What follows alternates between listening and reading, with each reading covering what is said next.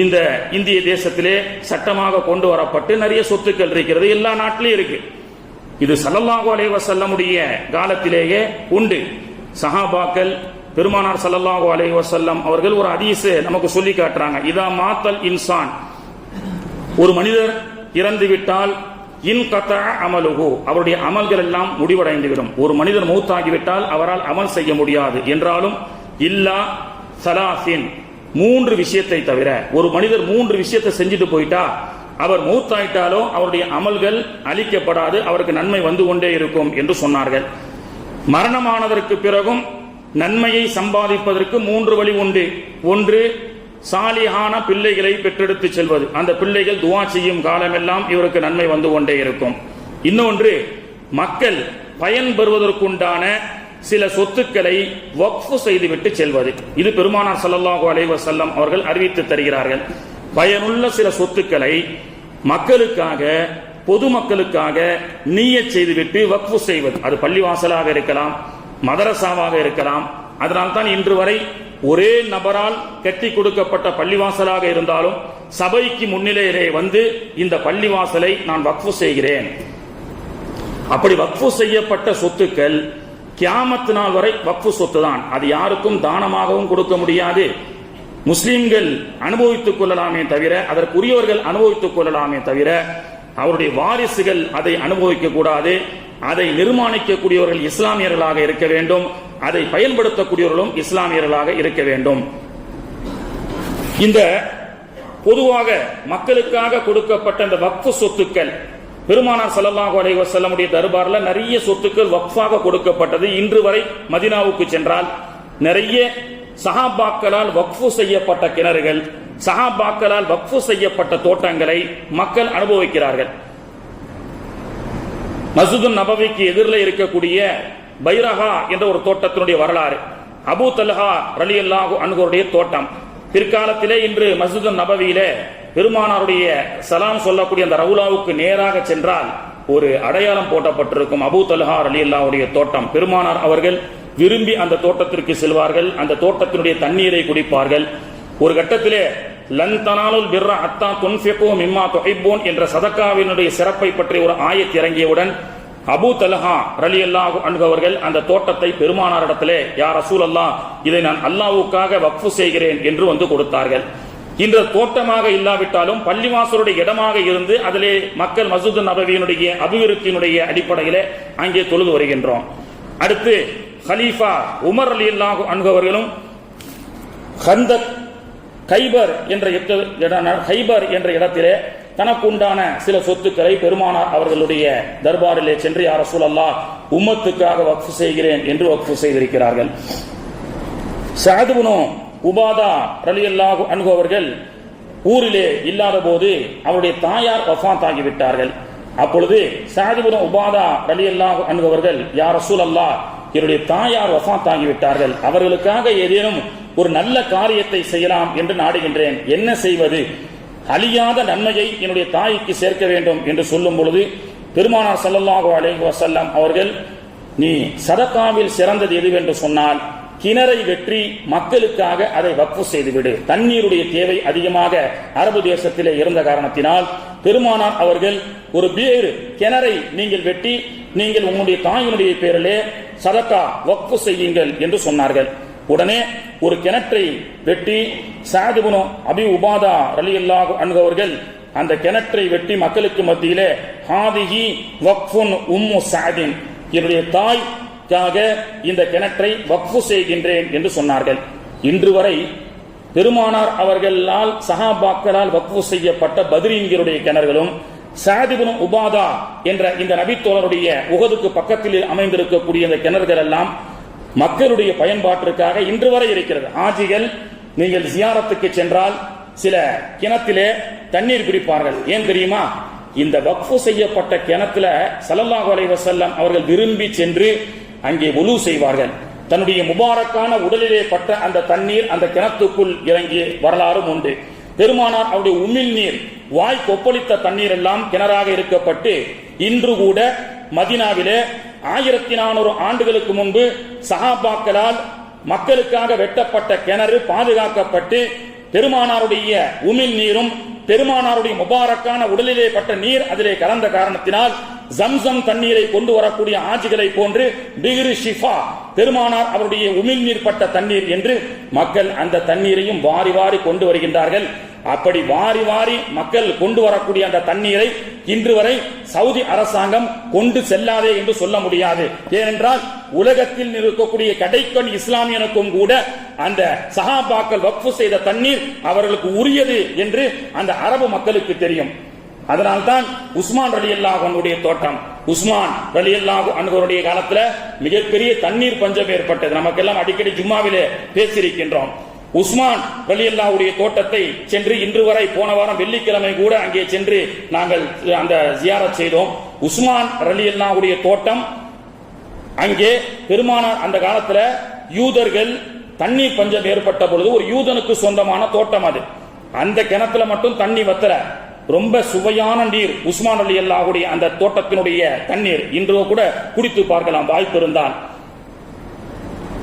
அந்த தண்ணீரை அந்த யூதன் ஆக்கிரமிப்பு செய்து அவனுடைய சொத்தாக இருக்கும் பொழுது மதீனா எல்லா இடத்திலும் தண்ணி பஞ்சம் ஏற்பட்டது. கடும் விலைக்கு அந்த யூதன் அந்த தண்ணீரை விற்று கொண்டிருந்தான். நமக்கு வரலாறு தெரியும். அப்படி விற்கும் பொழுது பெருமானார் அவர்கள் அந்த யூதனுடைய அந்த உகதுக்கு பக்கத்தில் இருக்கக்கூடிய அந்த கிணத்தை, அந்த தோட்டத்தை யார் வாங்குவார்களோ அவர்களுக்கு அல்லாஹ் சொர்க்கத்தை பரிசாக அளிப்பான் என்று சொல்லும் பொழுது உஸ்மான் ரலியல்லாஹு அன்ஹு அவர்கள் சென்று சில திர்ஹம்கள் மதிப்புள்ள அந்த தோட்டத்தை 10,000 தினார்களை கொண்டு வாங்கினார்கள். இந்த உம்மத்திற்காக 10,000 தினார்கள். 10,000 தினார்கள் என்று சொன்னால் ஒரு தினாருக்கு 250 ரூபாயிலிருந்து 300 ரூபாய் வரைக்கும் மதிப்பு இருக்கு. 10,000 தினார் கொடுத்து அந்த யூதனிடத்திலிருந்து அந்த கிணத்தை வாங்கி இலவசமாக மக்கள் பயன்பாட்டிற்காக வக்ஃபு செய்தார்கள் உஸ்மான் ரலியல்லாஹு அன்ஹு அவர்கள். எனவே அந்த அங்கே போன வாரம் சென்ற அந்த இடத்திலே கூட சொன்னார்கள், இந்த ரோட்டில் ஓரமாக இருக்கக்கூடிய பேரித்தம்பலத்திலிருந்து ஒரு பேரித்தம்பலத்தை எடுத்து நாம் சாப்பிட்டாலும் அது நமக்கு ஹராம், அது நமக்கு வக்ஃபு செய்யப்படவில்லை. ஆனால் உஸ்மான் ரலியல்லாஹு அன்ஹுடைய தோட்டத்திலே இருந்து ஒரு பேரித்தம்பலத்தை சாப்பிட்டாலும் அது நமக்கு ஹலால். ஏனென்று சொன்னால் 1400 ஆண்டுகளுக்கு முன்பு உங்களுக்கும் எனக்கும் வக்ஃபு செய்துவிட்டு சென்றவர்கள் உஸ்மான் ரலியல்லாஹு அன்ஹு அவர்கள். இன்றும் மதீனாவுடைய பள்ளிவாசல் மஸ்ஜிது நபவியிலே ரமலானுடைய பிறை முதல் பிறை அன்று நீங்கள் நோன்பு திறக்க சென்றால் வரலாற்றிலே பதிவு செய்யப்பட்டிருக்கிறது, மதீனாவினுடைய ரமலான் பிறை முதல் நாள் அன்று நோன்பாளிகளுக்கு கொடுக்கப்படக்கூடிய பேரித்தம்பலம் உஸ்மான் ரலியல்லாஹு அன்ஹுடைய தோட்டத்திலே விளைந்த பேரித்தம்பலம் என்று சொல்லி காட்டுகின்றார்கள். இன்னும் அந்த இடம் அடைக்கப்பட்டிருந்தாலும் அந்த இடத்திற்கு சென்று சில மக்கள் அந்த தண்ணீரை, அந்த கிணத்திலிருந்து தண்ணீரை பிடிக்கிறார்கள். அதை குடித்து பார்த்தால் அமிர்தத்தை விட அமிர்தமாக இருக்கிறது. அற்புதமான ஒரு சுவை மிகுந்த ஒரு கிணறாக இருக்கின்றது. எந்த அளவுக்கு இஹ்லாஸ் பாருங்க. 1400 ஆண்டுகளுக்கு முன்பு இந்த சமூகம் பயன்பெற வேண்டும் என்ற ஒரு நல்ல நோக்கத்தில் தன்னுடைய சொத்துக்கள் பெரும் பகுதியை கொடுத்து இந்த சமூகத்துக்காக வக்ஃபு செய்து விட்டு சென்றார்கள். 1400 ஆண்டுகளையும் தாண்டி இன்னும் மக்கள் எல்லாம் சென்று அந்த நீரை பருகுகிறார்கள். அந்த தோட்டத்திலே விளையக்கூடிய பழங்களை புசிக்கின்றார்கள். அது எந்த கவர்மெண்ட்டும் தடை செய்ய முடியாது. ஏனென்று சொன்னால் இந்த உம்மத்திற்காக, இந்த கடைக்கொடி இஸ்லாமிய மக்களுக்காக செய்யப்பட்ட வக்ஃபு என்ற காரணத்தினால் அங்கே விளையக்கூடிய அந்த கனிகளும் அங்கே இருக்கக்கூடிய அந்த தண்ணீரையும் குடிப்பது எல்லா முஸ்லிம்களுக்கும் ஹலால். யாரும் ஹராம் என்று சொல்ல முடியாது. கண்ணியத்திற்குரியவர்களே, சஹாபாக்களுடைய இஹ்லாஸ் அப்படிப்பட்டது. பெருமானார் அவர்கள் 3 நாட்களாக பசி பட்டினியாக இருந்தார்கள். கல்லை கட்டிய வரலாறு தெரியும். ஜாபிர் ரலியல்லாஹு அன்ஹு அந்த கந்தக் என்ற யுத்தம் நடைபெற்ற இடத்திற்கு பக்கத்துல அவருடைய வீடு, பக்கத்து மஹல்லாவுல வீடு. ரசூலுல்லாஹ் 3 நாட்களாக பசியாக கல்லை கட்டி கொண்டிருக்கின்றார்கள். சஹாபாக்கள் எல்லாம் கடும் பசியாக இருக்கின்றார்கள். சரி, ரசூலுல்லாஹ்வுக்கு மட்டும் விருந்து வைக்கலாம்னு சொல்லி வீட்டுல 3 நபர்களுக்கு உண்டான மாவை வைத்துக் கொண்டு பெருமானார் இடத்துல, யா ரசூலுல்லாஹ் வீட்டுல வந்து கொஞ்சம் சாப்பிட்டு போங்கன்னு சொன்னாங்க. பெருமானார் அவர்கள் 1000க்கும் மேற்பட்ட கந்தக் வீரர்களை அழைத்து ஜாபிர் விருந்து வைத்திருக்கிறார் வாங்கல் என்று சொன்னார்கள். 3 நபர்களுக்கு உண்டான இருந்த அந்த உணவு 1000 அவர்களுக்கு அல்லாஹ் பரக்கத் செய்த வரலாறு நமக்கு தெரியுமா இல்லையா? அப்படிப்பட்ட ஜாபிர் ரலியல்லாஹு அன்ஹுடைய வீடு மஸ்ஜிதே ஜாபிர் ரலியல்லாஹு அன்ஹு என்று இன்றும் இருக்கிறது.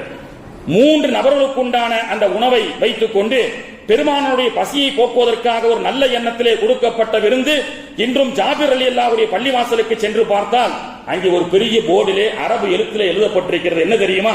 யாரும் பசித்தவர்கள் என்று சொன்னால் இந்த நம்பருக்கு தொடர்பு கொள்ளுங்கள், உங்களுக்கு விருந்தளிக்கப்படும். இன்றும் வெள்ளிக்கிழமை, திங்கட்கிழமை, வியாழக்கிழமை என்று எல்லா மிஸ்கீன்களும் பசித்த மிஸ்கீன்களுக்கெல்லாம் ஜாபிர் ரலியல்லாஹு வீடு விருந்து வைக்கக்கூடிய, உணவு அளிக்கக்கூடிய கூடமாக இன்னும் விளங்கிக் கொண்டிருக்கிறது. 1400 ஆண்டுகளுக்கு முன்பு இந்த சமூகத்திற்காக அர்ப்பணிக்கப்பட்ட வரலாற்றுக்கு சொந்தக்காரர்களான சஹாபாக்கள் செய்யப்பட்ட வக்ஃபு இடங்கள் எல்லாம் இன்று வரை பசி போக்கக்கூடிய ஒரு நல்ல ஒரு கூடமாக, மக்களுடைய வறுமையை போக்கக்கூடிய ஒரு நல்ல கூடமாக இருந்து கொண்டிருப்பதை நம்மால் பார்க்க முடிகிறது. ஆனால் கண்ணியத்திற்குரியவர்களே, காலத்தின் கொடுமை இன்னைக்கு இந்திய தேசத்திலே இது போன்று நம்முடைய முன்னோர்கள் நபியும் சஹாபாக்களும் காட்டிக் கொடுத்த வரலாற்றின் அடிப்படையில் அவர்கள் வக்ஃபு செய்துவிட்டு பிற்காலத்தில் வரக்கூடிய முஸ்லிம்கள் பயன் அடைவதற்காக பல நூற்றுக்கணக்கான லட்சக்கணக்கான லட்ச கோடிகளை மதிப்புடைய இந்திய வக்ஃபுகளை எல்லாம் இந்த சமூகத்திற்கு அர்ப்பணித்து சென்றார்கள். ஆனால் காலத்தின் கொடுமை, அதனுடைய அருமை தெரியாமல் வர வழியில் இருக்கக்கூடிய எல்லா மக்களும் ஆக்கிரமிப்பு என்ற பெயரிலே இன்னைக்கு ஆக்கிரமிக்கப்பட்டு இன்னைக்கு வக்ஃபு ஒரு மிகப்பெரிய ஒரு பார்த்தால் நமக்கு இருக்கு. நம்ம இஸ்லாமிய மக்களுக்கு ஒரு சொத்து இருக்கு. வருபவர்கள் எல்லாம் ரயில்வேக்கும், ரயில்வே துறையினுடைய சொத்துக்கும் ராணுவத்துறையினுடைய சொத்துக்கு அடுத்து உங்களுக்கு வக்ஃபு சொத்து இருக்கு, கவலைப்படாதீங்க கவலைப்படாதீங்கன்னு எல்லா மக்களும் சிஏஏ என்ஆர்சி போன்ற போராட்டங்கள்ல நீங்க ஏன் கவலைப்படுறீங்க, உங்களுக்கு தான் வக்ஃபு சொத்து இருக்கு, நீங்க ஏன் கவலைப்படுறீங்க, உங்களுக்கு தான் கோடிக்கணக்கான சொத்து இருக்குன்னு சொல்லி இன்னைக்கு வரைக்கும் காதால கேட்டு இருக்கா? அல்ஹம்துலில்லாஹ் இருக்குது, இருக்கு. ஆனா இல்லை என்ற அளவுக்கு தான் இன்னைக்கு இருக்கு. ஆனால் அப்படி காதால் கேட்டு நாம் ஆறுதல் அடைந்த இந்த வக்ஃபு சொத்தை சூறையாடுவதற்கு உண்டான ஒரு திட்டம் தான் இன்னைக்கு 44 திருத்தங்களுடன் வக்ஃபு வாரிய திருத்த சட்ட மசோதாவை அதை அமல்படுத்துவதற்கு இன்றைய அரசு போராடி கொண்டிருக்கின்றது. இந்த சட்ட வல்லுநர்கள் சொல்லி காட்டுகின்றார்கள், இந்த வக்ஃபுக்குள்ளேயே அவங்க கை வைக்கிறாங்க. வக்ஃபுனுடைய சொத்தினுடைய சட்டம் என்ன? அதை நிர்வகிப்பவர்களும் இஸ்லாமியர்களாக இருக்க வேண்டும், அதை அனுபவிப்பவர்களும் இஸ்லாமியர்களாக இருக்க வேண்டும். ஆனால் அந்த நிர்வாகத்துக்குள்ள மாற்று மத மக்களும் வரலாம். அதனால மாற்று மத மக்கள் நிர்வாகம் செஞ்சா மோசம் சொல்லல. ஆனால் அது காவிகள் உள்ளே புகுந்து விட்டால், ஏற்கனவே தாஜ்மஹால ராஜ்மஹால் அப்படின்னு சொல்றான். பாபர் மசூதி என்ற ஒரு மிகப்பெரிய பள்ளிவாசலுடைய இடம், வக்ஃபு சம்பந்தப்பட்ட இடம், 36 ஆண்டுகள் போராடி என்ன செய்திருக்கின்றார்கள்? இன்னைக்கு ஒரு கோவிலை கட்டி ஒரு இடத்தை அவர்கள் அபகரித்திருக்கின்றார்கள். ஆனால் இவர்கள் சொல்லக்கூடிய இந்த மசோதா நிறைவேற்றப்பட்டு விட்டால் சமூகமே எழுதி வைத்துக் கொள்ளுங்கள். ஒரு சட்ட ஆலோசகர் சொல்கின்றார், பாபர் மசூதி என்ற ஒரு வக்ஃபு சொத்து, ஒரு இஸ்லாமியர்களுக்கு உண்டான சொத்தை அவர்கள் போராடி பல தியாகங்கள் செய்து என்ன செய்யறாங்க? கலவரம் செய்து பல கோடி செலவு செய்து 30-35 ஆண்டுகளுக்கு பிறகு தன்னுடைய இடமாக ஆக்கி கொண்டு கோவிலை கட்டி கொண்டார்கள் அல்லவா? இந்த திருத்த சட்ட மசோதா வந்துவிட்டால் 20 நிமிஷம் போதும் ஒரு பள்ளிவாசலை அபகரிக்கிறதுக்கு. ஏன்னா இந்த வக்ஃபுனுடைய அந்த சொத்துக்களுடைய சட்டம் கலெக்டர் கைக்கு போகுது. இன்னைக்கு எல்லாமே காவிமயமாக ஆக்கப்பட்டு எப்படி துரித உணவுகள் உடனே தயார் செய்யப்படுகின்றதோ, சட்டங்களும் துரிதமாக செய்யப்பட்டு பல வக்ஃபு சொத்துக்களை சூறையாடக்கூடிய ஒரு திட்டத்தை இன்னைக்கு வக்ஃபு வாரிய திருத்த சட்டம் என்று மசோதாவை நிறைவேற்றுவதற்கு இன்னைக்கு துடித்துக் கொண்டிருக்கின்றார்கள். கண்ணியத்திற்குரியவர்களே, சமீபத்தில் சேலத்திலிருந்து ஒரு ஹசரத் வந்தார்கள் ஒரு பயானுக்காக. ஒரு முக்கிய நிகழ்வு இந்த தஞ்சை தேசத்தில், தஞ்சை நகரத்தில் ஏற்பாடு செய்யப்பட்டிருந்தது.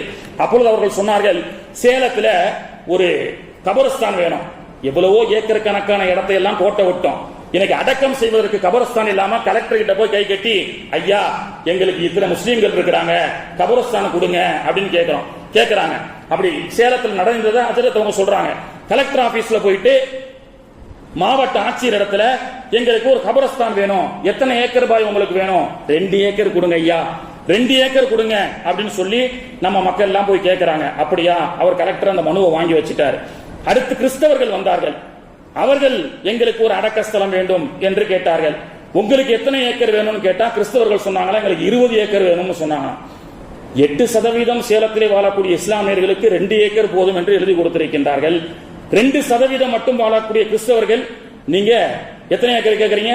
20 ஏக்கர் கேட்கறீங்களே, அவ்வளவு பாப்புலேஷன் இருக்கான கலெக்டர் கேட்டாராம். அப்ப அந்த பாதிரியார் சொன்னாராம், சார் இப்ப வேணா நாங்க 2% இருக்கலாம், 200 வருஷத்துக்கு பிறகு 95% சேலத்துல கிறிஸ்தவர்கள் தான் இருப்போம் என்று சொன்னார்கள் அப்படின்னு சொல்லி காண்பித்தார்கள். 200 வருஷத்துடைய திட்டத்தை இன்னைக்கு கிறிஸ்தவர்கள் திட்டமிட்டுக் கொண்டிருக்கின்றார்கள். இன்னைக்கு நாங்க 2% இருக்கலாம், சேலத்துல இன்னும் 200 வருஷத்துக்கு பிறகு 95% கிறிஸ்தவர்கள் இருக்கின்றோம். எனவே எங்களுக்கு 2 ஏக்கர்லாம் பத்தாது, 200 ஏக்கர் 20 ஏக்கர் வேண்டும் என்று கேட்கின்றார்கள் என்று சொன்னால் 200 ஏக்கர்கள் பெறப்பட்ட இஸ்லாமியர்கள் 2 ஏக்கருக்காக கலெக்டர் இடத்திலே முண்டியிட்டு இறந்து போன மையத்தை அடக்குவதற்கு ஒரு கபரஸ்தான் கொடுங்க என்று கேட்கக்கூடிய அளவுக்கு தானே இருந்து கொண்டிருக்கின்றது. கையேந்த வேண்டிய சமூகமாயுது. இருக்கப்பட்ட எல்லா இடங்களையும் தாரவாத்து கொடுத்துவிட்டு இன்னைக்கு அடக்கம் செய்வதற்கு கபரஸ்தான் இல்லை, பள்ளிவாசல் கட்டுவதற்கு பள்ளிவாசல் இல்லை என்று இன்னைக்கு எங்கெங்கோ மனு கொடுக்கக்கூடிய அளவுக்கு உண்டான ஒரு சூழல். இன்னைக்கு வக்ஃபால் முன்னோர்கள் கொடுக்கப்பட்ட அந்த சொத்துக்களை எல்லாம் மிஸ்யூஸ் செய்து அதையெல்லாம் பறிகொடுத்து விட்டு இன்னைக்கு மிச்ச மீதி இடத்தை வைத்திருக்கின்றோம். அதையும் அபகரிப்புக்குண்டான ஒரு வேலையை இன்னைக்கு அரசாங்கம் செய்து கொண்டிருக்கின்றது. கண்ணியத்திற்குரியவர்களே, ஆக இது மாதிரி ஆயிடுச்சுன்னு சொன்னா இது வரலாறு ஒண்ணு இந்திய தேசத்துக்கு வேணா புதுசு. மேற்கத்திய உலகத்தை நீங்க சர்ச் பண்ணி பாருங்க. கிறிஸ்தவர்கள் அதிகமாக சர்ச்சிருக்கப்பட்ட இடத்துல யூதன் உள்ளே புகுந்து கிறிஸ்தவ சர்ச்சுகளிலே தொழுவதற்கு ஞாயிற்றுக்கிழமை ஜெபம் செய்வதற்கு மக்களுக்கு ஆள் இல்ல. சில இடங்கள்ல ஞாயிற்றுக்கிழமை தோறும் ஒரு நாள் லீவ் கொடுக்கறான். வாரம் 7 நாள் கஷ்டப்பட்டு உழைக்கிறான். ஆபீஸ்ல போயிட்டு ரொம்ப பிஸியா இருக்கிறான். ஞாயிற்றுக்கிழமை ஒரு நாள் தான் ஃபாதர் நாங்க தூங்குறோம், அன்னைக்கும் காலைல 10 மணிக்கு எங்களால் சர்ச்சைக்கு வர முடியாதுன்னு சொல்லி மேற்கத்திய உலகத்துல சர்ச்சைகள் எல்லாம் காலியாக இருக்கிறது. இன்னைக்கும் பாக்குறோமா இல்லையா? பள்ளிவாசல்ல எத்தனை பேருக்கு வராங்க? ஒரு சஃப், ஃபஜருக்கு 1.5 சஃப், இப்படிதானே வருகிறது. அந்த மாதிரி காலியாக்கப்பட்ட சூழல்ல அடுத்து அவன் என்ன செஞ்சான்?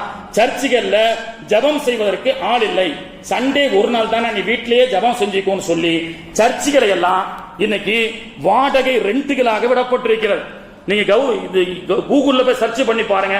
லண்டன், பிரான்ஸ் போன்ற பெரும் நகரங்கள்ல கிறிஸ்தவர்களுடைய சர்ச்சுகள் எல்லாம் பாருக்காக, கிறிஸ்துடைய சர்ச்சுகள் எல்லாம் குடிபானம் குடித்து ஆடக்கூடிய பாராக, சரி கிறிஸ்தவருடைய சர்ச்சுகள் எல்லாம் கடைகளாக, ஷாப்பிங் மால்களாக வாடகை விடப்பட்டிருக்கிறது. அது சர்ச்சுக்கு வேணா சாதகமாகலாம், பள்ளிவாசல் அப்படி ஆகுமா? இந்த சட்டம் மசோதாக்கு வந்து விட்டால் பள்ளிவாசல், இந்த பள்ளிவாசல் தொலை ஆள் இல்ல, எதுக்கு பள்ளிவாசல்? பள்ளிவாசல வாடகை விடுன்னு சொல்லி பள்ளிவாசலை கூட மது குடிக்கக்கூடிய பாராக அமையக்கூடிய ஒரு சூழல் கூட ஏற்படும். ஏனென்று சொன்னால் இஸ்லாமியனுக்கு தானே ஷரியத் சட்டம் தெரியும். கலெக்டர் இடத்துல அதிகாரத்தை கொடுத்தா, காவிகள் இடத்துல அதிகாரத்தை கொடுத்தா, அவன் பள்ளிவாசல்ல ஒரு சின்ன தாமரை போன்ற ஒரு விஷயத்தை இருந்தாலே இது தாமரை இருக்கின்றது, இதுல ஒரு சிலை இருக்கின்றது என்று சொல்லி பள்ளிவாசலை அபகரிக்க பிளான் செய்து கொண்டிருக்கக்கூடிய இவர்களுடைய கையிலே வக்ஃபோடு சொத்துக்கள் மாட்டிக்கொண்டது என்று சொன்னால் பள்ளிவாசல்களும் மதரசாக்களும் சூறையாடப்பட்டுக் கொண்டிருக்கும். ஜாக்கிரதை. எனவே தான் கண்ணியத்திற்குரியவர்களே, ஆக இந்த சட்ட மசோதாக்களை தாக்கக்கூடிய அந்த சூழலிலே எதிர்கட்சிகள் கடுமையான அமளியில் ஏற்பட்ட காரணத்தினால் இதில் நிறுவலையை வைத்திருக்கின்றார்கள். அங்கு ஆட்ட கடிச்சு மாட்ட கடிச்சு எங்கேயோ கடிப்பதை போன்று இன்னைக்கு இஸ்லாமிய வக்ஃபு சொத்துக்களை, பள்ளிவாசல்களை கடிக்க முற்பட்டிருக்கின்றார்கள். வல்ல ரஹ்மான் பாதுகாக்க வேண்டும். இனியாவது வக்ஃபு சொத்துக்களை 10 கோடி ரூபாய் சொத்து ஒரு 5 லட்சம் ரூபாய் கொடுத்து ஒரு காம்பவுண்ட் போடுவதற்கு கூட, அதை பாதுகாக்கக்கூடிய ஒரு கவசமாக இருக்கக்கூடிய ஒரு காம்பவுண்ட் வேலி போடுவதற்கு கூட இன்னைக்கு இஸ்லாமிய சமுதாயம் தயங்கிய காரணத்தினால் 10 கோடி சொத்துக்களும் பல லட்ச சொத்துக்கள் எல்லாம் இன்னைக்கு ஆக்கிரமிப்பு செய்யப்பட்டு கொண்டிருக்கிறது. எனவே இன்னைக்கு ஒவ்வொரு சொத்துக்களையும் மாடியில் போடப்பட்ட வடவானங்களிலிருந்து அந்த வடத்திலிருந்து காக்கையை துரத்தி அனுப்புவதை போன்று இன்னைக்கு வக்ஃபுடைய சொத்துக்களை பாதுகாப்பதற்கு அப்பப்ப நாம ஏதேனும் ஒரு விஷயத்தை செய்து கொண்டே இருக்கக்கூடிய ஒரு சூழல் இருக்கிறது. அல்லாஹு தஆலா இது போன்ற இந்த வக்ஃபு என்ற இஹ்லாஸான முஸ்லிம்களுக்காக செய்யப்பட்ட இந்த வக்ஃபு சொத்தை அல்லாஹு தஆலா பாதுகாத்து அடுத்து வரக்கூடிய மக்களும் பயனுடையதாக அமையக்கூடிய பாக்கியத்தை வல்ல ரஹ்மான் தந்து அருள் புரிவானாக. எதிருடைய சூழ்ச்சிகளை அல்லாஹு தஆலா முறியடித்து எந்த இஹ்லாஸோடு முன்னோர்கள் நமக்காக வக்ஃபு செய்தார்களோ அதை நல்ல பயனுள்ள மதரசாவாக, பள்ளிவாசலாக, மார்க்கத்தை பரப்பக்கூடிய, உலக கல்வியை கற்கக்கூடிய முஸ்லிம்களுக்கு பயனுள்ளதாக அமையக்கூடிய பாக்கியத்தை வல்ல ரஹ்மான் தந்து அருள் புரிவானாக. ஆட்சியாளர்களுக்கு அல்லாஹு தஆலா கருணையை தந்து அருள் புரிவானாக. இயற்கை சீற்றத்தை விட்டும் கோர மரணங்களை விட்டும் அல்லாஹு தஆலா பாதுகாத்து நிம்மதியாக உலகத்திலே வாழக்கூடிய பாக்கியத்தை தந்து அருள் புரிவானாக. ஆகிரு தஅவானா அனில் ஹம்துலில்லாஹி ரப்பில் ஆலமீன். சுன்னத்துல்லாதவங்க தொழுது கொள்ளுங்கள்.